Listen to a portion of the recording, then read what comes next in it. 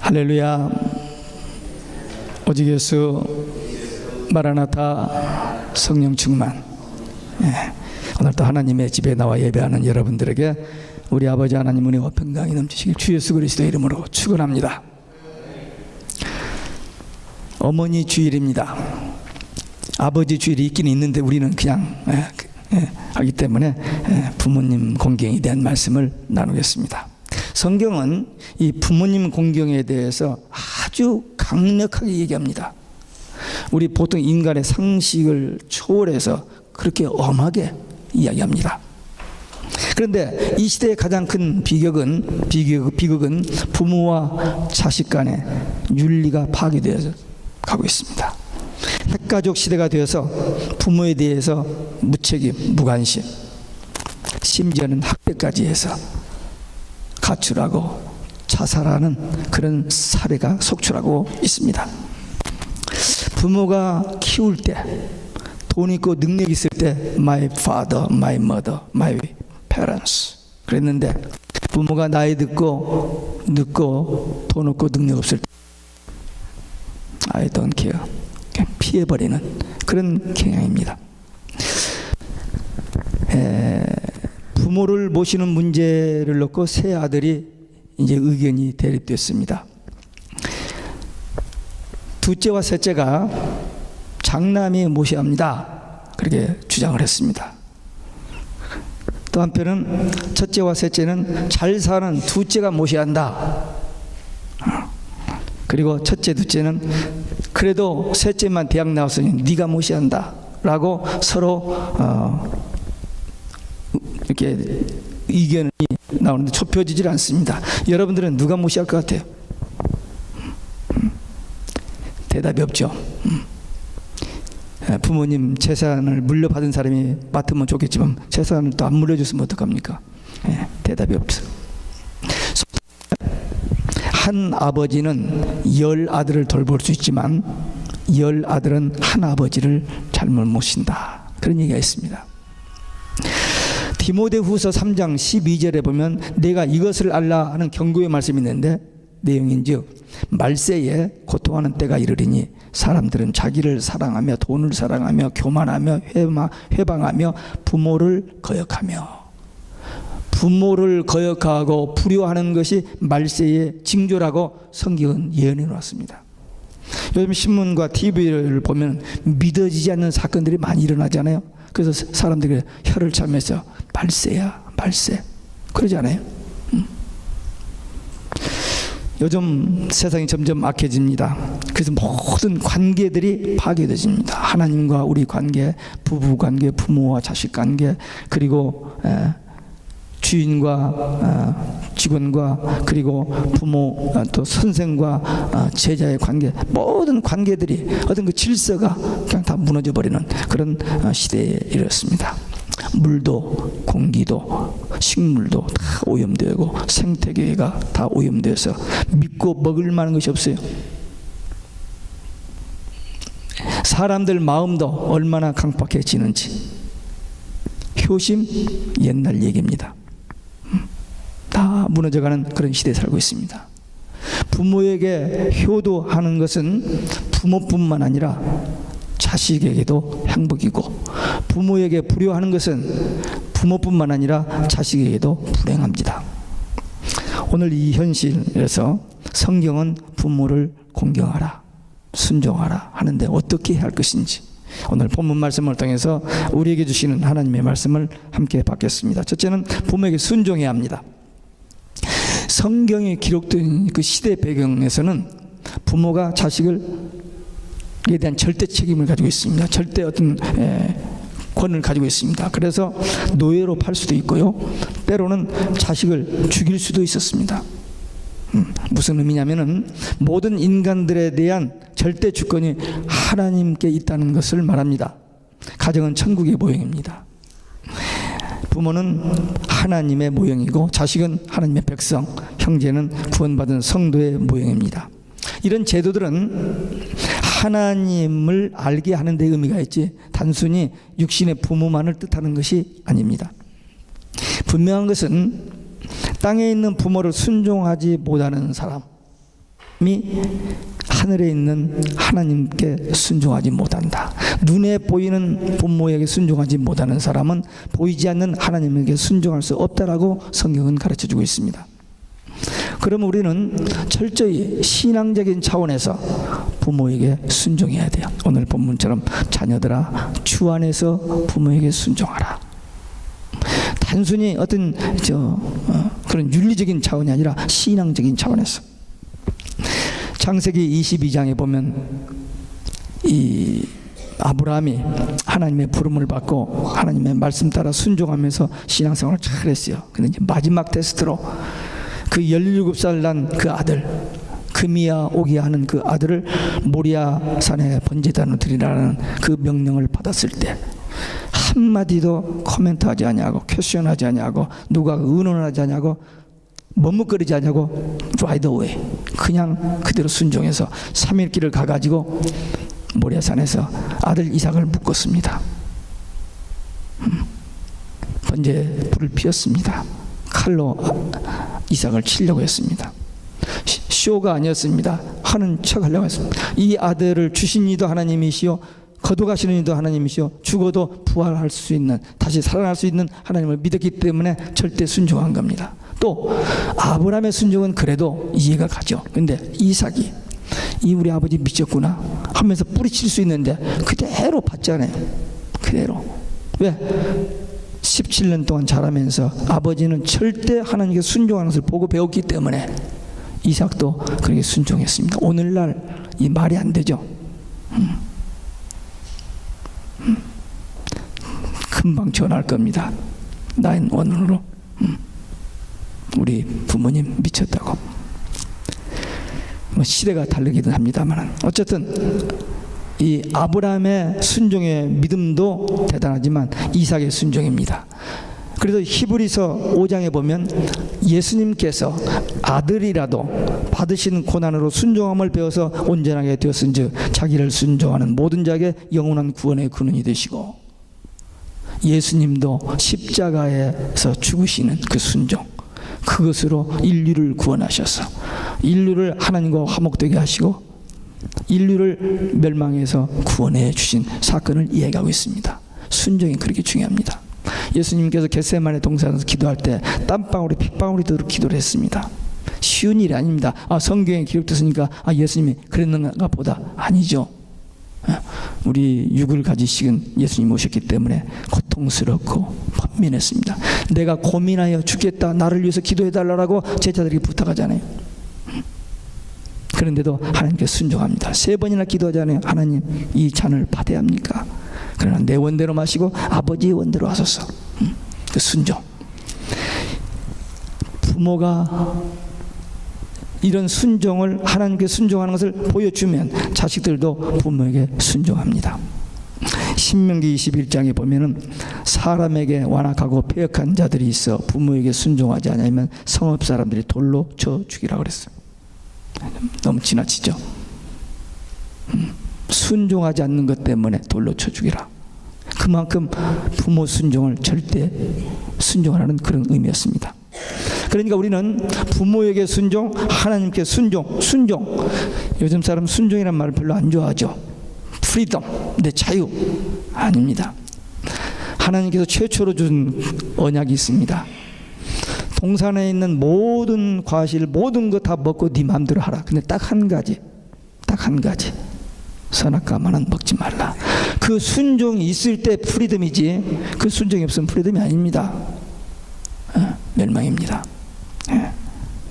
우리 신앙생활은 철저히 하나님께 순종, 부모님께 순종하라고 가르쳐 주셨기 때문에 그대로 해야 합니다. 부모에 대한 순종이 무너지면 하나님께 대한 순종이 무너지고, 하나님께 대한 순종이 무너지면 신앙은 그냥 무너집니다.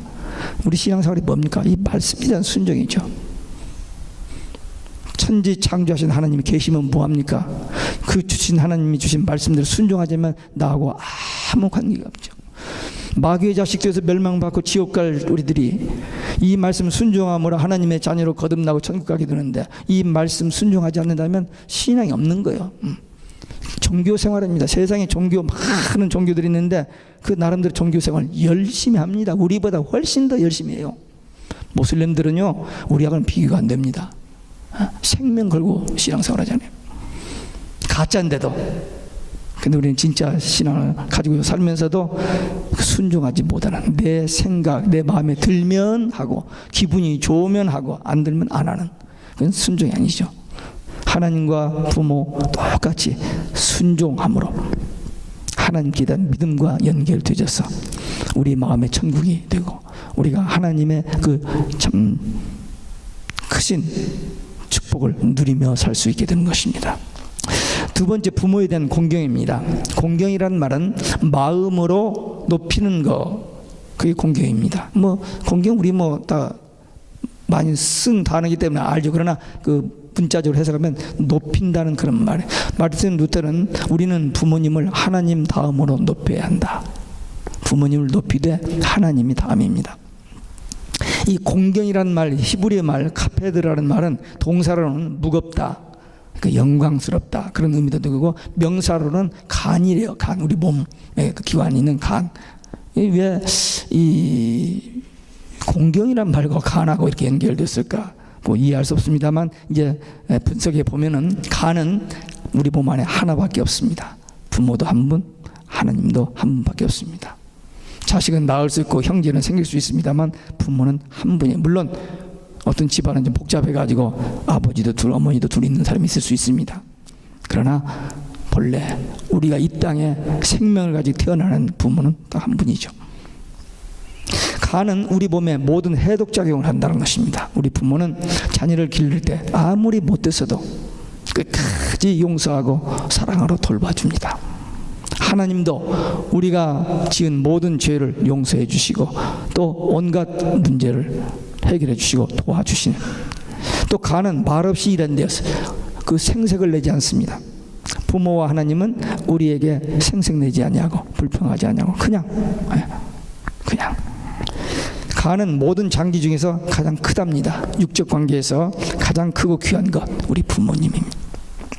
10계명에서 첫 번째에서 네 번째 계명은 하나님께 대한 계명이고, 다섯 번째에서 열 번째 계명은 우리 이웃과의 관계 계명인데, 그 첫 번째가 부모님 공경입니다. 그만큼 중요하다는 겁니다. 부모를 공경하면, 부모를 순종하고 부모를 공경하면 그 관계가 잘 되면 부부 관계도 자녀 관계도 잘 되지만, 부모와 불편한 관계, 부모를 순종하고 공경하지 못하는 그런 관계를 가진 사람이 부부 관계도 잘하고 자식 관계도 잘한다. 그건 성경의 원리로는 아닙니다. 성경의 원리는 그렇게 되질 않아요. 우애가 바로 되어야, 하나님과의 관계가 바로 되고 부부 관계가 잘 되어야 자식 관계, 이웃 관계가 잘 됩니다. 그게 원칙입니다. 우리가 간을 귀하게 여기듯 무거운 것을 조심스럽게 들듯 우리 부모를 공경해야 합니다. 이 공경한다는 말은 물질로 대접한다는 말도 됩니다. 노인네가 되면 어린아이 같이 된다고 하죠. 그래서 먹고 싶은 것도 있고 입고 싶은 것도 있고 하고 싶은 것들이 있어요. 이제 그런 것들에게 부모에게 좋은 것으로 줄 줄 알아야 돼요. 부모를 대접하는 것이 공경입니다. 한국에서 서울대학까지 아들 교육을 잘 시켰어요. 미국 유학까지 와서 미국에서 안정됐어요. 부모가 이제 나이가 들어가지고 이제 미국에 아들 곁에 와서 살려고 왔어요. 왔더니 노인 그 아파트에 집어넣고 국가에서 주는 그거 먹고 살으라고. 그래서 실망하고 한국으로 돌아가 버렸대요. 그렇죠. 나이 드신 분이 뭐 먹기는 얼마나, 돈 있으면 얼마나, 그냥 거기서 편안히 살고 거기서 주는 거 먹고 살면 되지. 예, 그렇게 생각할 수도 있습니다. 그러나 섭섭해서 가버렸대요. 미국에서는요, 개고양이를 키우는데 목욕도 시키고요, 아프면 병원에도 가고요, 이발도 시켜요. 이발을 시키는데 우리처럼 10불, 20불짜리가 아니고요, 몇십 불씩 주고 이발까지 시켜요. 그게 미국 사람들. 근데 부모에게 그렇게 하냐? 아니죠. 갖다 넣어버리고 그냥 정부 거 다 먹고 살아라는 거예요. 왜? 다 세금 내고 다 했으니까 정당하니까 그거 먹고 살아라는 그런, 다는 아니지만 그런 사람들 많아요. 양로원에 집어넣고 부모가 자식이 오기를 눈꼽아 기다립니다. 1년에 한두 번이라도. 근데 안 나타나는 거예요. 물론 바빠서 그러겠죠. 네. 그런 현실입니다. 한국에서는요, 자녀들에게는 조금이라도 더 좋은 것 먹이려고, 조금이라도 더 좋은 것 입히려고, 조금이라도 좋은 거 사주려고 얼마나 그냥 싫다는데도 그냥 막 그냥 사다 그냥 안기는데, 부모에게는 좀 달라고 하면 없다고 하고, 뭐 필요하냐고 안 주고 회피해버리는, 다 그러겠어요. 그런 사람들이 어찌다 있겠죠. 우리는 성경 말씀대로 마음으로, 그리고 말로, 아버지 감사합니다, 어머니 감사합니다, 말로, 마음과 말로, 그것만 하면 안 돼요. 물질로 부모 공경해야 됩니다. 아버지 돈 많이 있는데, 아니요, 그래도 공경해야 돼요. 그러면 하나님께서 더 큰 복을 주십니다. 큰 복을 주십니다. 그게 성경의 원리니까. 부모에게 순종하고 공경하는 것을 윤리적인 차원에서, 인륜의 도덕으로, 그 정도 차원이 아니고 신앙적 차원에서 해야 돼요. 주일날 우리가 교회에 나오는 거, 이게 어떤 교회의 의식 또는 교회의 어떤 규범, 어떤 의무, 이런 것으로는 못합니다. 교회 오는 것보다 피크닉 가고 낚시 가고 등산 가는 게 훨씬 몸의 건강도 좋고 훨씬 재미있고, 그러나 하나님께 대한 신앙 차원에서 주의를 정성스럽게 최선을 다해서 지키는 것처럼, 부모에게 대한 효도도 윤리적인 차원에서 아니라 신앙적인 차원에서 주의를 온전히 지키는 것 같이 하나님께 충성하는 그런 마음 자세로 부모에게 이렇게 효도할 때 약속된 축복을 받게 될 줄로 믿습니다. 그런데 여기 성경에 보면 불효하는 자에게 저주가 있다고 그랬습니다. 잠언에 보면 아비를 조롱하며 어미 순종하기를 싫어하는 자의 눈은 까마귀에게 쪼이고 독수리 새끼에게 먹히리라. 끔찍하죠. 그만큼 부모 공경에 대해서 강하게 얘기하는 겁니다. 신명기 27장에 보면 부모를 경휼히 여기면 저주를 받을 것이라고 그랬어요. 부모를 좀 무식하다고 무시해버리면 그 자식이 저주를 받는다는 거예요. 시골에서 어머니가 떡도 하고 좋은 음식을 해가지고 서울에서 공부하고 있는 자식을 좀 보려고 학교 문 앞에서, 학교 끝날 때쯤 문 앞에서 기다리고 있는데 아들이 저기서 친구들하고 이야기하면서 오다가 그 엄마가 이렇게 아는 척을 하니까 친구가 누구야 그랬더니 우리 집 식모야 하고 비켜 지나가 버렸어. 그 마음이 어떻겠어요? 여러분들 그런 일이 안 했으니까 모르겠지만, 그런 예화를 본 일이 있습니다. 참 무서운 일입니다.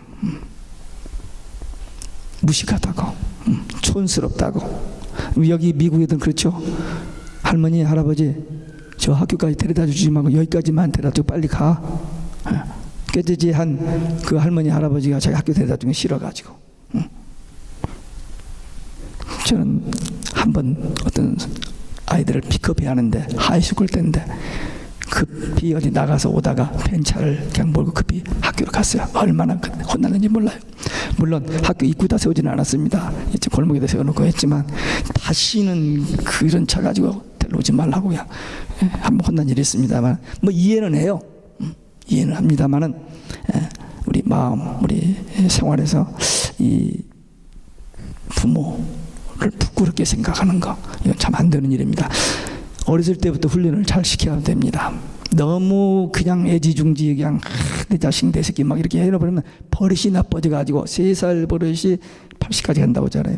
그러니까 어렸을 때 적어도 4살, 5살까지 교육을 잘 해야 그 아이가 건전한 인격을 가지고 산다고 합니다. 그래서 어렸을 때부터 교육을 잘해야 돼요. 훈련을 잘 시켜야 돼요. 물론 바삐 살다 보니까 못할 수도 있습니다. 그러나 원리는 그렇습니다. 제가 한 번은 한국에 가서 전철을 탔는데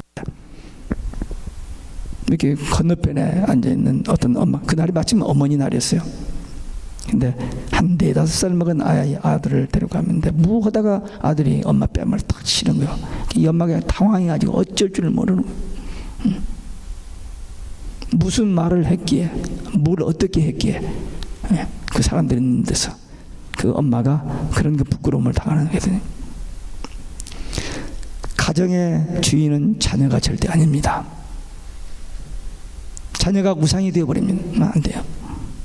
교회의 주인이 성도입니까? 아닙니다. 하나님의 주인이십니다. 예수 그리스도가 주인이십니다. 뭐 고객이 왕이다 뭐 그런 표현도 했습니다만 그 이제 그 사람들에게 좋게 하기 위한 거고 성경의 원리는 그게 아닙니다. 부모를 경홀히 여기는 것이 불효입니다. 창세기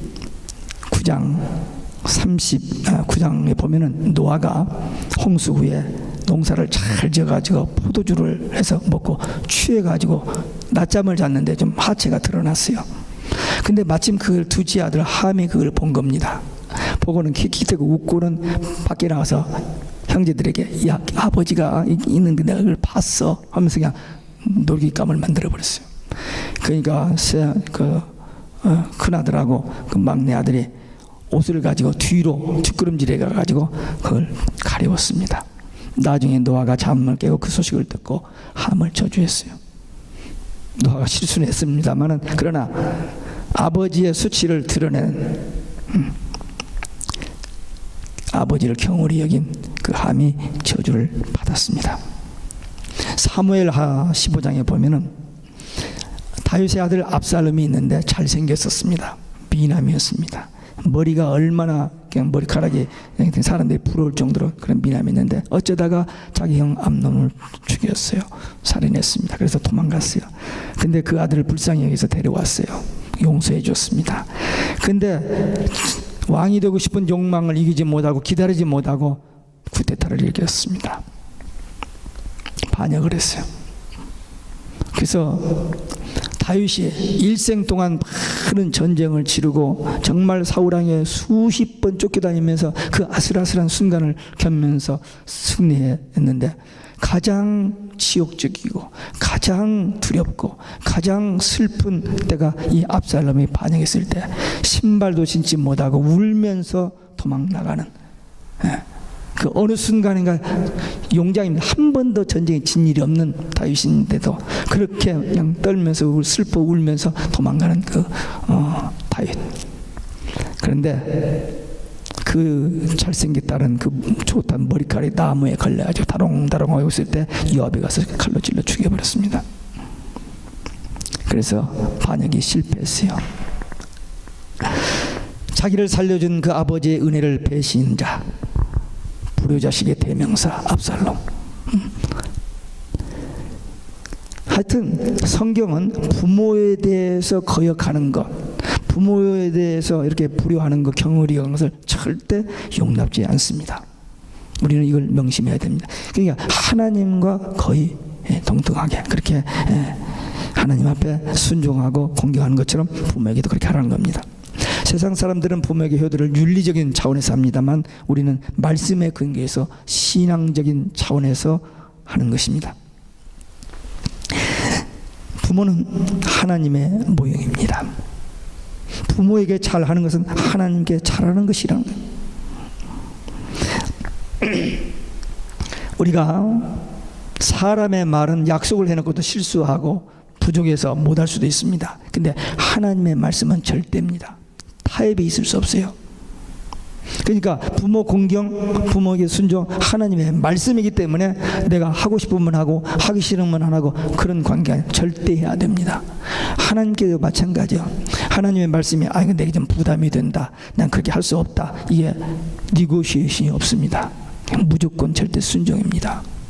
그게 하나님과 우리 관계예요. 부모와 관계도 마찬가지입니다. 물론 여기 오늘 본문에서 주 안에서입니다. 부모가 불신자라고 생각합시다. 신앙적인 성경과 다른 어떤 할 수가 있어요. 그때 부모에게 순종이라 했으니까 하나님의 말씀을 버리고 순종 아니에요. 주 안에서입니다. 세상 법이 있어요. 우리 신앙의 법이 있습니다. 세상 법에서는 이렇게 하라는 거예요. 근데 우리 신앙 법에서는 아니에요. 그러면 그 세상 법을 어겨야 돼요.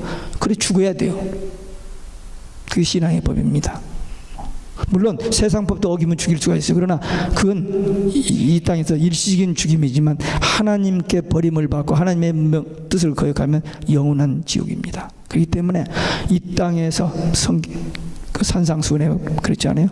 네 오른 눈이 범죄하면 뽑아버려라. 백체 중 하나가 없어지고 네 온몸에 지옥불에 들어가지 않는 게 낫고 네 오른손이 범죄하면 손을 잘라버려라. 백체 중에 하나가 없어지고 온몸이 지옥에 안 가는 게 유익하다 그랬어요. 그러니까 우리는 철저하게 하나님의 말씀은 타협이 있을 수 없습니다. 절대 순종, 절대 복종이에요. 그러니까 부모에게도 그렇게 하라고 성경은 가르쳤기 때문에, 성경 말씀이기 때문에 그렇게 해야 돼요. 그 목사님은 그렇게 했습니까? 잘 모르겠어요. 그렇게 했는지 안 했는지.